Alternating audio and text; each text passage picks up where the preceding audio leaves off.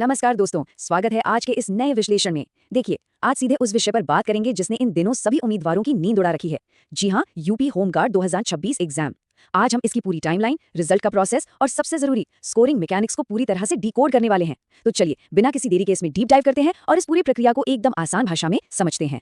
अब देखिए, इस वक्त सबसे बड़ा सवाल क्या चल रहा है, यही ना कि भाई रिजल्ट आखिर कब आएगा और फिजिकल टेस्ट के लिए एक सेफ स्कोर क्या है। ये एंग्जाइटी बिल्कुल जायज है और आज का ये विश्लेषण सभी के इन्हीं सवालों का एक अल्टीमेट गाइड बनने वाला है। हाल ही में जो नया डेटा और फैक्ट सामने आए हैं, हम उन्हीं के आधार पर इन एग्जैक्ट सवालों के जवाब ढूंढेंगे। एक बार जल्दी से देख लेते हैं कि आज हम क्या क्या कवर करेंगे। रिजल्ट टाइमलाइन और प्रोसेस, नॉर्मलाइजेशन के फायदे, बोनस मार्क्स का कैलकुलेशन, अनुमानित कैटेगरी कट ऑफ्स और फिजिकल एग्जाम की तैयारी। तो चलिए शुरू करते हैं पहले पॉइंट से, जो है रिजल्ट टाइमलाइन और पूरी प्रोसेस। अब देखिए, स्टेट एग्जाम्स में रिजल्ट्स का इंतजार लंबा होता है, ये बात किसी से छिपी नहीं है। लेकिन अगर हम इस टाइमलाइन पर गौर करें तो एग्जाम डे के बाद ऑफिशियल आंसर की आने में मैक्सिमम 13 दिन का समय लगता है। और पता है सबसे दिलचस्प बात क्या है? अप्रैल में जो 25, 26 और 27 तारीख को एग्जाम्स हुए थे, उनकी आंसर की ठीक 10 से 13 दिन के भीतर आ चुकी थी। इसके बाद आता है 30 दिन का ऑब्जेक्शन विंडो, जहां किसी भी गलत सवाल पर आपत्ति दर्ज की जा सकती है। और एक बार ये पीरियड पूरा हो गया तो ठीक 30 से 35 दिन बाद फाइनल रिजल्ट्स घोषित कर दिए जाते हैं। इसका सीधा सा मतलब है कि वो 30 से 35 दिन का वेट अब शुरू हो चुका है और रिजल्ट लिटरली किसी भी दिन सामने आ सकता है। आगे बढ़ते हैं दूसरे हिस्से पर, नॉर्मलाइजेशन के बेनिफिट्स और वो क्रूशियल 10 मार्क्स का फायदा।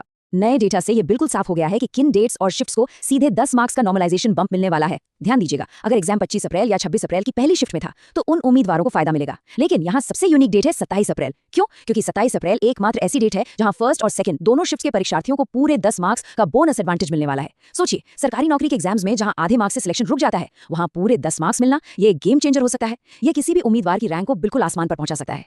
अब आते हैं तीसरे पॉइंट पर, बोनस मार्क्स का कैलकुलेशन, यानी वो एक्स्ट्रा मार्क्स जो किसी को भी फिजिकली आगे कर सकते हैं।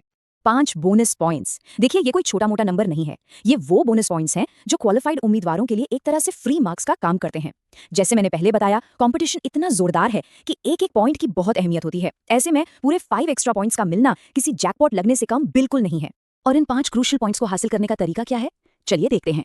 जिन कैंडिडेट्स के पास एनसीसी के तीनों सर्टिफिकेट्स यानी ए, बी और सी हैं, उन्हें सीधे 3 पॉइंट्स मिलेंगे। इसके साथ ही अगर एक वैलिड स्पोर्ट्स सर्टिफिकेट है तो 1 पॉइंट और जुड़ेगा। और सबसे आसान तरीका, एक वैलिड ड्राइविंग लाइसेंस यानी डीएल होने पर 1 और पॉइंट जुड़ जाएगा, तो टोटल हो गए 5 पॉइंट्स। ये वेरीफाइड क्रेडेंशियल्स किसी भी कैंडिडेट को फिजिकल टेस्ट के दौरान कट ऑफ क्लियर करने में एक बहुत बड़ा एज दे सकते हैं।